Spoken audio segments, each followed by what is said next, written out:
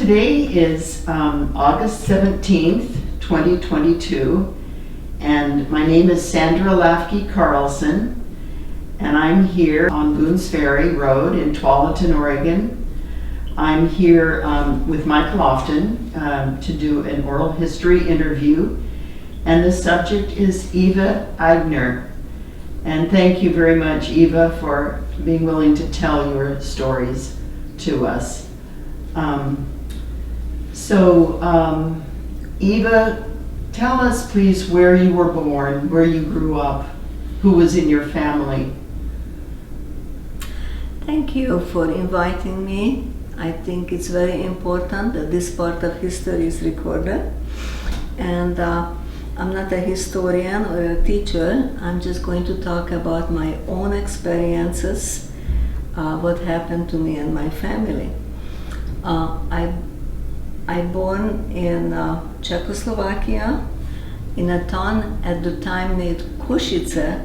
However, the borderline changed in 1939. I born in 1937 in June, and by 1939, when the borderline changed, it became Hungary, and then the new name of the town was Kassa, K-A-S-S-A.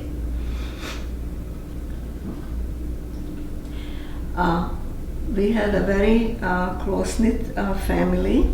My father was a hat maker and had a very small business, and my mother helped in. They were creating the caps and the hats together, and the way he made a living, they went to fairs. They didn't have a storefront, and they were selling the products what they created, and that's how they made a living. For my sister, whose name was Iboya,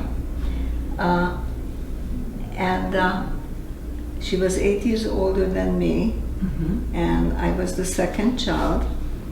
My father's parents lived within the same complex where we lived. We rented an apartment. We had uncles and aunts and several cousins, and we all lived in this little town in Košice at the time. And on holidays we all got together, and of course practically daily we all went to the grandparents, and my father was helping them. So this was our life at the time, very peaceful, very family oriented. My grandparents were very Orthodox Jewish people. And I do remember my father also praying every morning with the prayer shawl. And our family was God-loving and very peaceful and religious. And so there were two children, your sister and you in the family. Correct. But Yes. many other family members. Yes. Aw. I had an aunt who lost her husband and had 4 children. And the oldest kids also helped in some time in our business, because basically in those days, women didn't work outside of the home, and of course with 4 children you have to be home. And so my parents also helped her. Okay. And later on you will find out in my history how they ended up coming with us when we moved. Oh, okay. So when the World War II started in Europe, that was about what year was that? Well, World War, the Nazi ideas and World started around 1933 in Germany, but it really didn't affect Czechoslovakia until 1939 when the laws came in.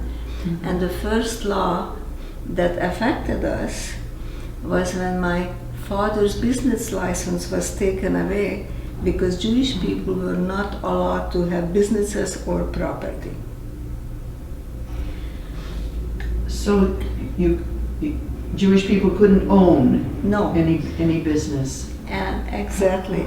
So, and the Nazi discriminatory and hateful ideas were spreading so fast that sometimes the very own neighbors turned against you because of our religion. And also, he couldn't get employment because of being Jewish. So in 1939, when the Czechoslovakia became Hungarian and the borders were changed and we were close to the border, again in the schools were teaching, instead of speaking Czechish, that you had to speak Hungarian, but most of the people were bilingual in that area because it was so close to the border. And so it was just a very difficult time, and my father had a brother who lived in Budapest, Hungary, and they were corresponding by mail. You know, we didn't have phones in those days in the homes. Yes. And his brother wrote, he said, you know, we have no such laws in Hungary. Why don't you move your family to Budapest, and I will help you to get settled.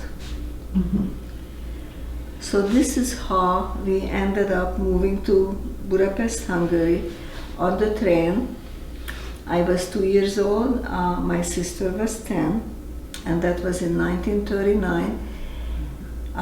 It was a very sad goodbye, what I always understood from my mom to the grandparents and the other aunts and uncles. But my mom said to my dad, I am not moving unless you bring my widowed sister and the 4 children, because they will starve to death without me. And I have to say, my father had a vision, because with the exception of one cousin of mine who survived Auschwitz, anybody from my family who stayed in Czechoslovakia was either taken to Auschwitz or Theresienstadt, and none of them survived. Oh my. So my father saved my mom, my sister and I, my aunt and her four children. One of the sons also was killed when my father, they were taken together to a forced labor camp, and they were both killed. So you moved to Budapest. Correct. And then, but eventually, wasn't that taken over by the Nazis? Exactly. So life was fairly normal for us. He was able to find employment in a very interesting way. In his trade, it was a gentleman who had a business and had several people taking home material because he didn't have a big enough space to have people work in his shop. And with my uncle's help in Budapest, we had find a 3-room apartment, which was a big thing. And my aunt lived with her 4 children in 1 room, and we lived in the other room, the 4 of us. And the 3rd room, the smallest room, was turned into a shop where they all continued to work on the caps and hats, and that's how they made a living. Oh my. And that was very helpful. But then by 1943, the Nazi IDs also arrived to Hungary, and the so-called Arrow Cross group came to power, which was really the name for the Hungarian Nazis. Oh. And they were wearing an armband instead of the swastika, what was worn in Germany by the Nazi forces and the Nazi people who believed in that ID.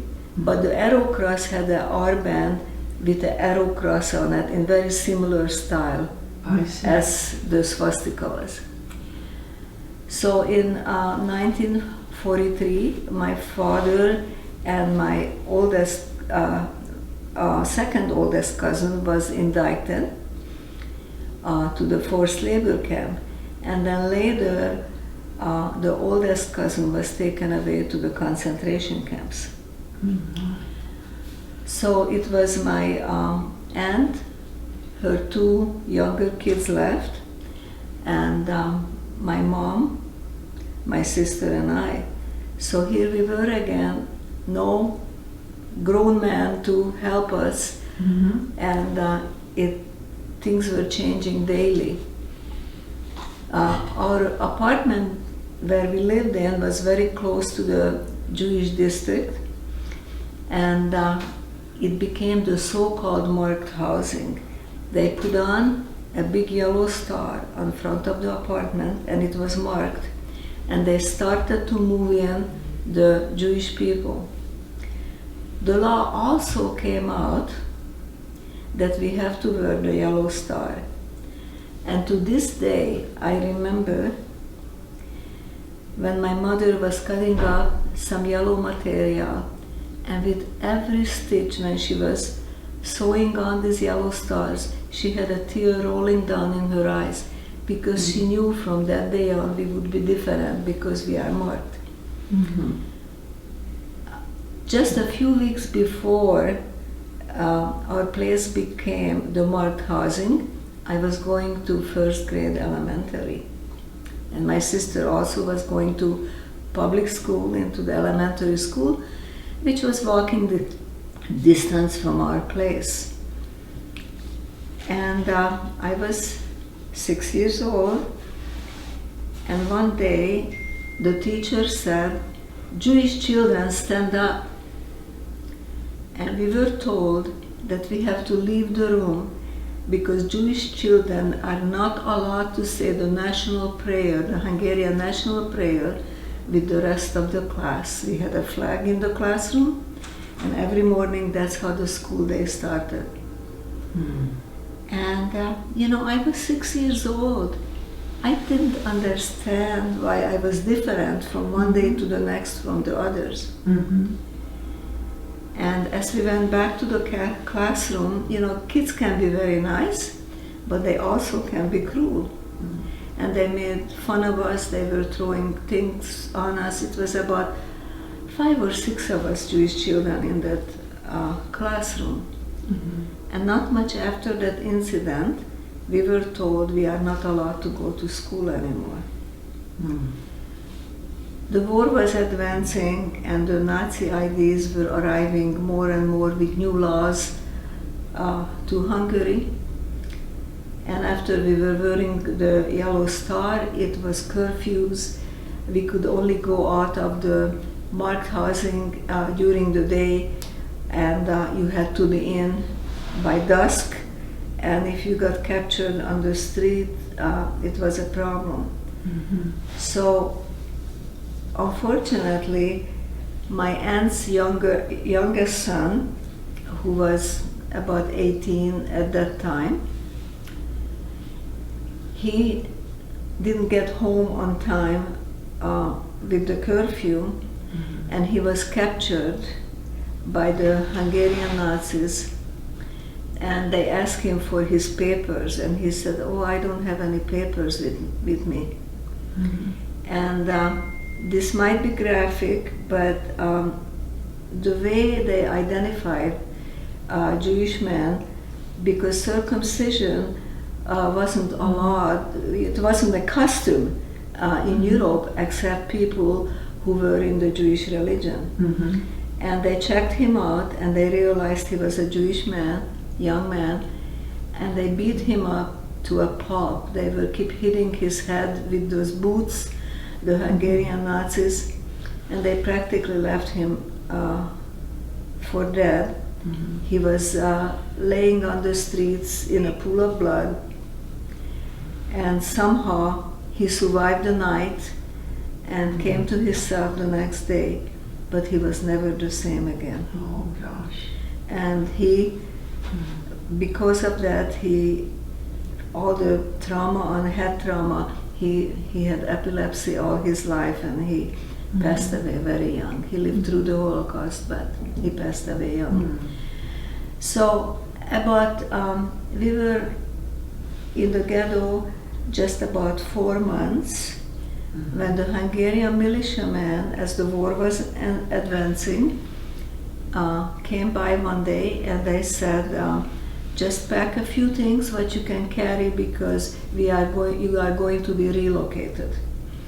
So my mom bought a loaf of bread and a change of clothes, whatever we could, and with my aunt and her daughter and son, and the three of us were taken on, had to march on gunpoint, and we were taken into the so-called ghetto. I still remember the address. As a child. It was District 7, Klausar, Klazer Street, 16. And we were pushed into that building. It was in District 7. We were pushed into that building, and minimum 20 to 30 people was put into each of these little apartments. By that time, they didn't have running water. We didn't have electricity. There were shades on the windows because they didn't want the Allied forces or anybody to see any light. There were bombings all the time. At the bombings, we had to go down to the basement of this building and pushed in. And as a child, I still remember it was just horrible. It was rat and mice infected, and it was just a horrible experience. We finally decided whatever going to happen, we're just not going to go down there. And as we were living in these conditions, having 2 mass feedings a day, and a lot of times by the time it was our time to get some food, they ran out. So we had a little pot, and everybody got a little of food, whatever it was. It was a soup, like not much nutrition. And my mom figured out I'm still not too tall, but I was a very small child. And she said, you are so small. You go between the people and start to get ahead of the line, so at least we get one pot that you and your sister can eat. And I guess she taught me how to survive already at a young age. And so we were lucky. Sometimes I got 1 pot or 2, and this is the 2 meals was our lifeline. But sickness was spreading very rampant because it was very little cleaning conditions. And I know that even myself, I had head lice, and it was just very difficult conditions. And as we were living like that, we were separated from our aunt and with her 2 children. They were put into another area. And so it was my mom, my sister, and I. And one night, with flashlights, and put the flashlight on people's faces, and they selected the still able-bodied people. Because, all the able-bodied men was in the forced labor camp, working for the Nazi war machinery, building roads and bridges, and, digging ditches, and this kind of a labor they did. It was the children, the women, and the old people left, and the sick. And my mom was in her mid-30s at that time, and she was also selected as an able-bodied person, and she was taken away from us. Away from you? Yes, on gunpoint, and we didn't know where she was going to be taken. Well, my sister and I were devastated. We knew our dad was already killed. We got the word. And we didn't know what section my aunt and her kids were. It was a total chaos, and we just felt so deserted. But my sister, who was 15 at that time, she just all of a sudden acted like my mother. She took very good care of me. At one point, some people came in with the Red Cross band. It was mainly ladies, And they said, children, if you come with us, we can take you to a safe place where it's going to be lots of food, you don't have to starve anymore. And I guess my sister had a second kind of a sense, and she said, and I was ready to go, they said food. And my sister said, no, if our mom ever wants to find us, she won't know where we are, we're not going anyplace. As it turned out to be, these people were Hungarian Aerocross women, and they were picking up these kids, and they were one of the first ones who were shot into the river of the Danube. That's how they eliminated, toward the end of the war, of the people who couldn't help the Nazi war machinery. So we lived like that, and then in about the second or third week, you know, it's hard to know dates, we didn't have calendars. We were again woken up in the middle of the night, and they said, leave all your belongings, we are going for a march. Well, December in Hungary, it's snow all over the streets, it's icy, it's cold. Luckily, my sister grabbed the one and only blanket we had, and we had to march down on the streets, and we were lined up by the riverfront of the Danube. We were hearing nothing but gunshots.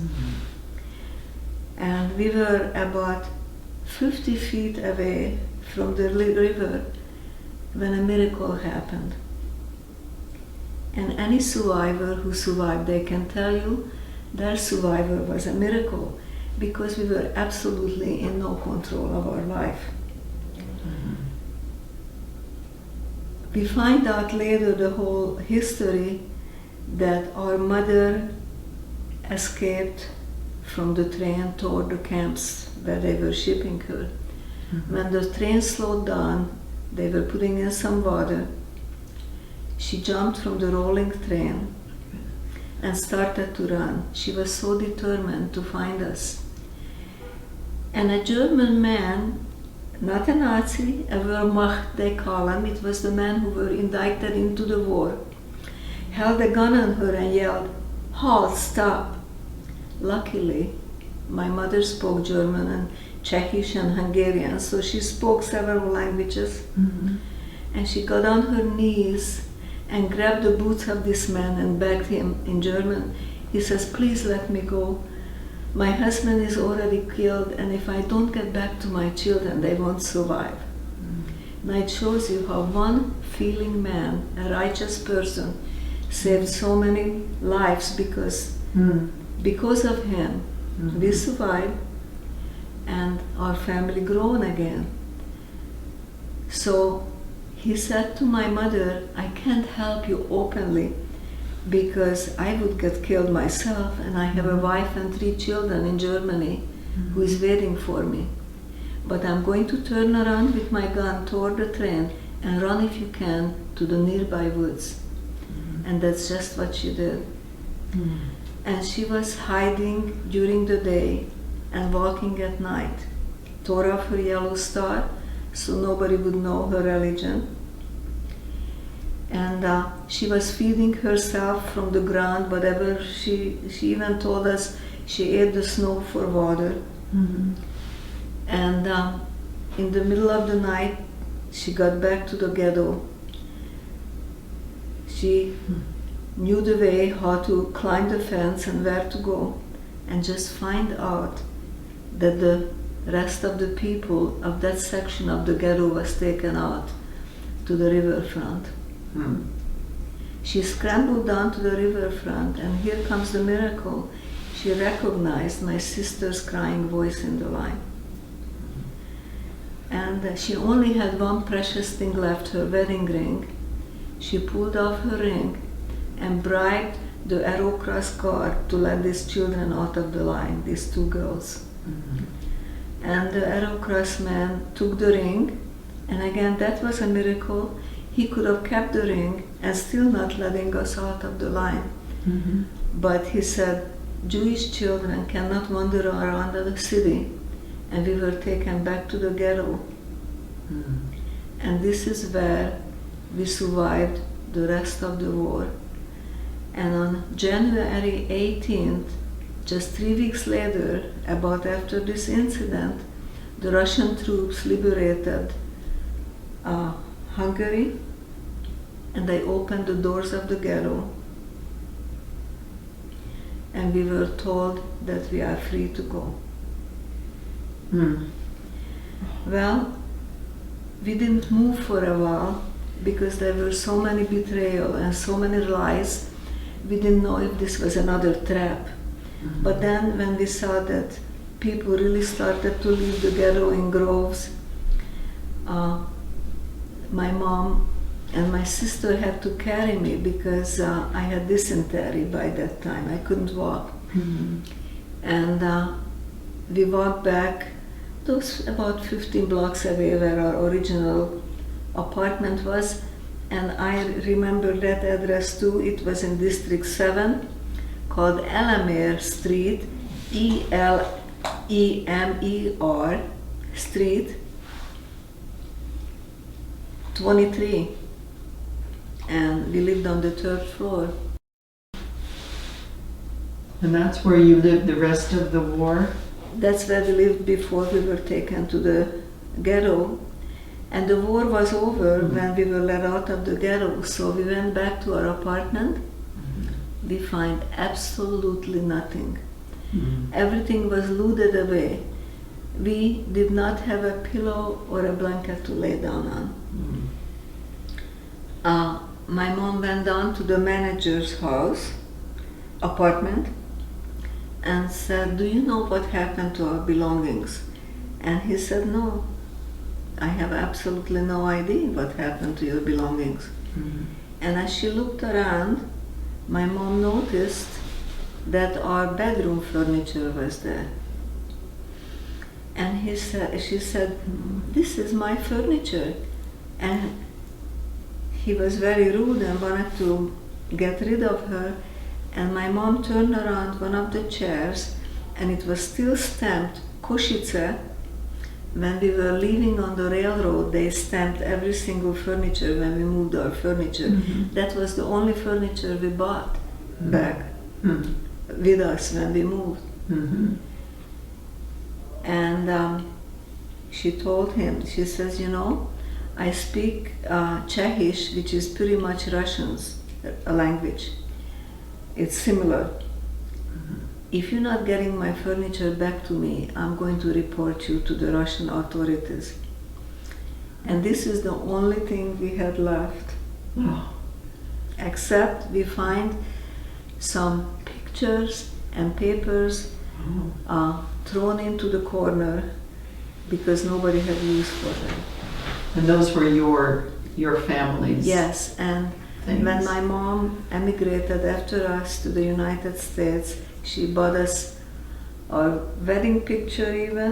That's how I have it, and some of these photos what we have from the old times, which is precious to us. Was that like the family pictures there? Yes, all of that. So life was difficult to get started, but we lived under communism. You know, during Nazism, you were not allowed for Jewish children higher education. During communism, you had to join a party to get higher education. So. And this was still in Hungary? In Budapest, in Budapest, Hungary. And we lived there until 1956, but just previous to, before the Hungarian Revolution broke out, I was still 18. I met my dear husband, Eva Aigner, and he was always very proud that after 59 days of courtship we got married. And he was a survivor of 4 camps himself. We had a lot in common. He also born in Czechoslovakia. His beginning of his discriminatory history was very similar than mine. And so we got married in May of 1956. And on October 23rd, 1956, an appraisal happened against communism by the Hungarian youth and the Hungarian people. They were tired of the oppression. And it was very similar, but it's happening right now in Ukraine.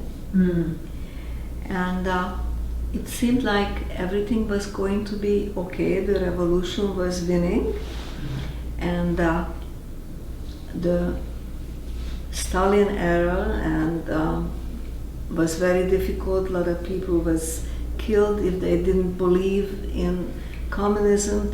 Trucks would stop in front of their homes if they spoke against the regime, and they were taken away to Siberia. Sometimes whole families, we didn't know where they disappeared to. So we constantly lived in fear. And so when the revolution broke out, we were hoping it will be freedom, but it unfortunately didn't happen because everything seemed okay. And then in December 1956, out of the blue, the Russian tanks came back and blew the city apart and many of the towns in Hungary and took back the country.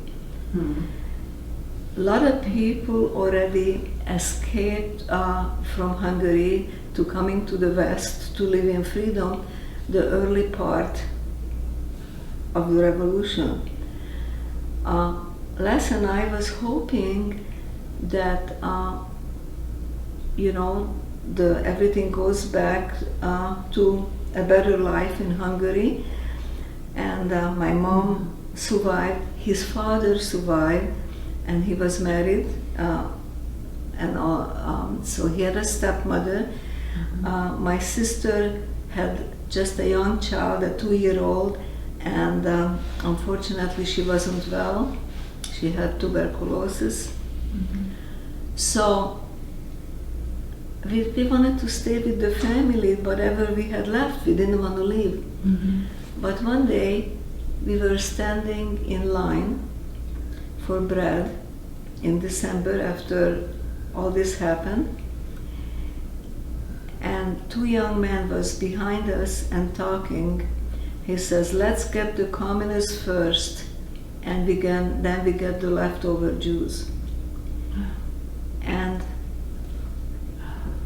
that was so hard. Oh, yeah. And so my husband and I were scared to say anything. We just looked at each other.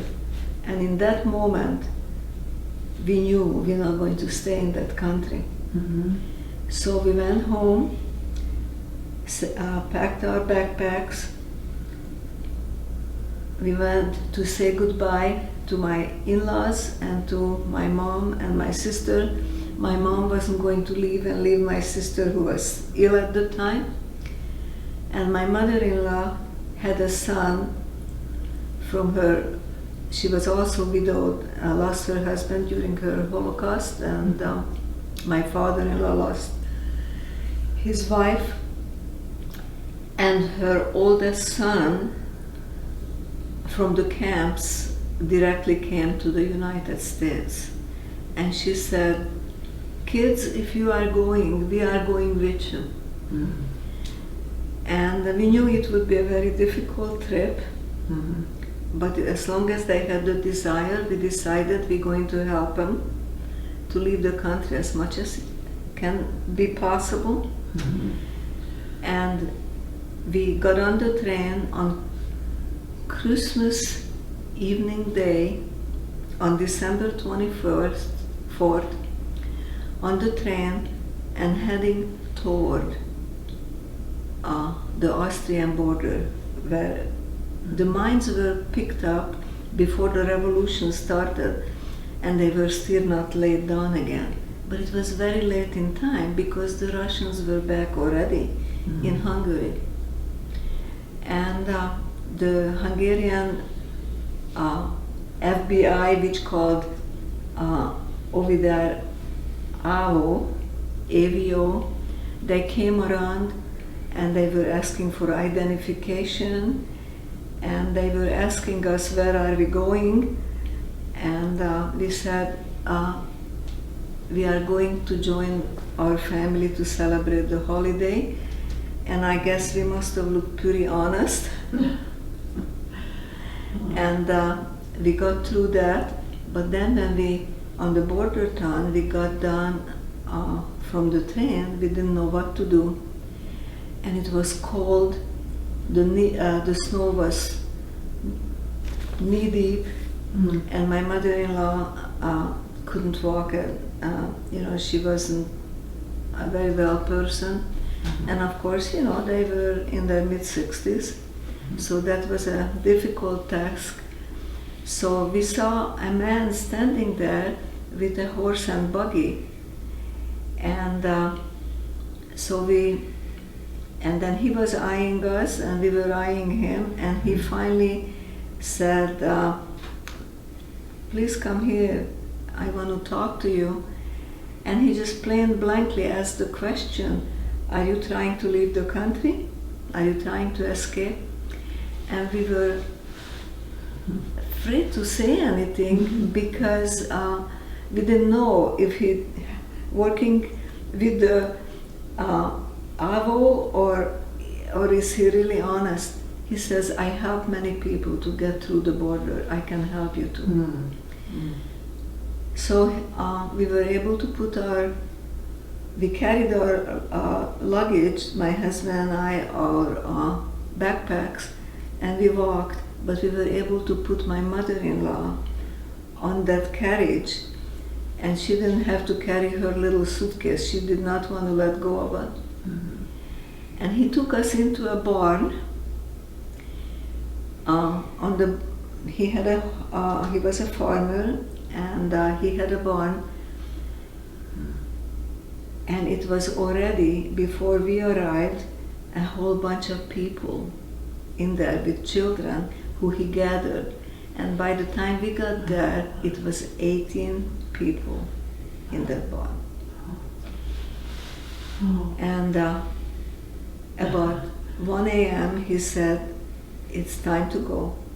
But he says, be careful, because the Russian border guard throwing up flares, and it's like daylight over there, and they want to catch the people. So of course, it's understandable. He said, your money or anything when you get to Austria, Hungarian money is worthless over there. And we gave him whatever we had, and for that he gave everybody a white sheet. And he said, when you go through the border and flares coming up, lay down under these sheets, and then you blend into the snow. And that's what happened. He took us to the borderline, but the border is not a straight line. It's zigzag and woods in between, and it's a different terrain. And all of a sudden, the flares were coming, and we were even hearing the Russian language. The border guards were around us, and we were shivering, and all underneath these sheets. I can't even believe how some of those children were quiet. They understood that we were in such danger. But then after a while, we decided, we didn't know if we were in Austria or still in Hungary, that we either going to freeze here or we have to do something. So this was a cornfield, and they tried to get some pieces of corn husks and build a fire. And my father-in-law, who spoke very good German, noticed there was a light close to the town. And he said, Les, you stay with the woman, that's his stepmother and me. And he asked another younger man to go with him. He says, I'm going to see if this is Austria that we are in or Hungary. So we stayed behind. We were so worried what's going to happen. We were constantly hearing the language, and flares were growing up, but they didn't seem to come to us. So my father-in-law walked into that town. It's called Aibucha, the Austrian town, and it was like 3 or 4 o'clock in the morning by then. And he knocked on that window where he saw the light, and a lady came out, and he said in German, "There is 18 of us, and 2 of us here, the rest of them is out on the cornfield, and if they don't get help, they all freeze to death." She ran to the church, they rang the church bell, they woke up the whole little town. I never forget. And So the town came, took you in. and everybody was sleeping after the holiday celebration. Mm-hmm. And they came with snow equipment, and they picked us up, and they took us into the school building. They had a little potbelly stove, they heated it up, they throw straw on the floors, and the town people bought just whatever they had, so we could eat something. I remember we had hot tea, and I got my first pair of nylons that time, because this little lady who was in that house gave me this pair of nylons, and she said, "I'm never going to wear this. You might as well have this as a Christmas present." Oh. I have nothing else to give you. Oh. People were kind. So we were in Austria. At first, we were taken to an orphanage building from the school building, what they emptied, to keep the refugees, someplace housed. And we decided we want to go someplace. This is not the place to stay. We want to go to the Viennese consulate to be able to see if we can come to the United States and reunite with my stepmother's son. And the lucky thing was that Austria allowed the refugees, we got a little pass, we could ride the train freely. And we went on the train to Austria. They had,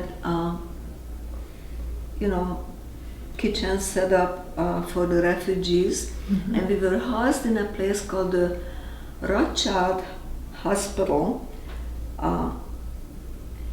and they just had again straw and everything on the floors. During the war, the Nazis placed some horses in this place, so the straws were still there. And the first thing we did the next morning after arrival, went to the consulate just to find out that the line was horrendous. Oh. It was just blocks and blocks, and it was still cold, and we got into the end of the line. And as I told you, my mom taught me how to survive the lines, and I somehow got forward to the line, and they called in a family called Kovács, which would be the translation Smith family here, and they had 6 or 7 children. Well, I was 19 years old by that time. I braided my hair to try to keep it, somehow clean. I got between those kids, and I walked into the consulate with this family. As it turned out to be what they'd done each time, when they called a family because they had an affidavit of acceptance already in the consulate, they called their name, and people were yelling down all the way on the line. Well, poor lass, and my in-laws didn't know where I disappeared to. And so I saw what was happening, that somebody came out from the office, wrote a name on it, and handed to the guard. So when he dropped that paper, I picked it up, and he didn't look, put on Aigner family, and tried to not to even make eye contact. I just handed it to him, and I was hiding then behind a big pillar. And he yelled out Aigner family, and the family was very upset that I'm not there with them, and they coming in, and then I waved them down, and I says, Papa, you speak German? They didn't call us, just walk in. And we did have an affidavit of acceptance, my in-laws, from my brother-in-law who lived in Portland, Oregon. Oh. And they put my husband and I on it because we were under the same last name, Aigner. Mm-hmm. And they said, we won't separate families. And again, this was our fortune, because President Eisenhower allowed 30,000 Hungarian refugees to come in as political refugees to this country. And that filled up very fast. And then he gave 5,000 extra for people who have people who would sponsor them. So this was our fortune. Huh. And we came in on the very last boat called General Leroy Eltinge from Bremenhaven. We were from Bremenhaven, Germany. We were coming through the ocean, landed in New York, went through Ellis Island, and then we were taken to a camp called Camp Kilmer. We were kept 2 weeks over there to make sure we didn't bring in any illnesses. We got all kind of inoculations. Mm-hmm. And this is how we came. And what year was that? This was we arrived to Portland on the 8th of February of 1957, and it took us 4 days to come on the train to Portland. We were each given $5 for the ride for food. Well, we soon find out that won't last too long, so Les and my father-in-law jumped off each time, and when they could, on the train station, and got a hot dog. They were 25 cents at the time. And this is how we arrived, sitting on the train 4 days, 4 nights on a wooden bench. And we arrived to Portland, to freedom. And we're living here ever since. Ever since. Oh, wow. And we built a beautiful family. Mm-hmm. We have a daughter and a son, 4 grandsons, and 2 great-grandsons. Oh. We are so thankful to live always. I still say we, because my poor husband passed away a year ago. Mm-hmm. It'll be a year tomorrow. And I feel like we live the American dream. Mm. And I hope we can preserve this dream for many generations to come. Oh, yes. Oh my goodness. What a story. And you have shared your story in other venues, and you told me that you and Les had testified at the Oregon State Congress a few years ago. Can you tell what that was about? Thank you. Yes, so in 1989, we never spoke about being survivors, or we wanted to put this chapter of our life, time of our life behind us. Mm-hmm. But in 1989, even in Oregon, in the Oregonian came out with the headlines that some people claims the Holocaust never happened. That made my husband and myself so angry. We said we cannot stay silent any longer. My husband survived 4 camps, lost his mother and 9-year-old sister and most of his family in Czechoslovakia. I lost so much family, my father and so much family. We said, we have to stop this craziness where this is a historical event that is so documented, how anybody can say it didn't happen. So we find out that there was at that time an Oregon Holocaust Resource Center, and they had a speakers bureau, and we joined it. We never spoke publicly, neither of us, ever again. Ever before, I'm sorry to correct that. And we really went school after school after school, public schools. We tried to, talk to students and share our history, because we know that the only thing can stop hate is education. To really tell them what happens, what hate, how it destroys lives. Because hate can start with a little spark, and if you don't do something about it, it spreads like a wildflower. Mm-hmm. So we shared our history. We always told them that we are not historians or educators. We just want to share our personal history so they can learn what can happen. Mm-hmm.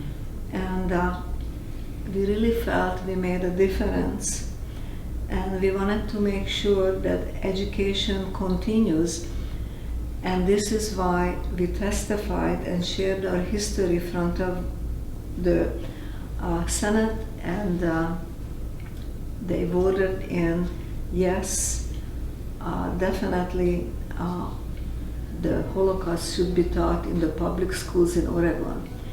Now, the Oregon Holocaust Resource Center later merged with the Oregon Jewish Museum Center for Holocaust Education. And then we continued our speaking through them, and now they are training the teachers and developing a curriculum how to teach the Holocaust correctly and age-wise correctly to students. Mm-hmm. And I'm very proud of that accomplishments. Like I say, there is 22 states in the United States as of now who has mandatory Holocaust education, and now Oregon is one of them. Mm-hmm. I'm also very thankful and proud of the accomplishment that Les and I was involved in, that from day one we were part of creating the Oregon Holocaust Memorial, which is up in Washington Park. It was started out by 6 women who were 5 survivors and 1 second-generation person. And this project grew and grew. We accomplished a beautiful memorial, which was dedicated in 2004, and now it's going to be the 18th anniversary. I was the chairperson while this all was created and fundraised and happening. It was not sent from added to the funds to build this memorial from any public funds, but it was all donated by the people, corporations, individuals. And one of the most memory I had, that one of the school where we spoke to, some students sent in $3 and some cents in change, what she saved for the memorial when she heard we're going to build one. And thousands of students are visiting that every year, and their docented trips are provided by the Oregon Jewish Museum Center for Holocaust Education. So I feel thankful that from all these Holocaust experiences, what we suffered through, we can give something positive to the public by teaching them of what hate can do. Well said. My goodness. Thank you. Thank you, Eva Aigner, for telling us the story and the examples of the strength in your family, in your mother and your sister, and some of the people you met along the way in your struggle to find freedom. Thank you. And peace. And I just like to say, it's hard to stand up for the right thing. And just think, by this one righteous man, the German soldier who saved my mother. Mm-hmm. My sister got married. She had 2 children, 4 grandchildren. She has 8 great-grandchildren she would have if she was alive. Unfortunately, she is no longer with us. Mm-hmm. We have 2 children, the 4 grandsons, and then 2 great-grandsons. Out of this, the kindness of this one person Mm-hmm. saved so many lives. Mm. A lesson to learn that sometimes you have to stand up for the right thing. Yes. Well, thank you so much, Eva. Thank you. And your story will be in our collection in the Tualatin Historical Society, along with many others, and so people will be able to hear it again Thank you. and learn about it.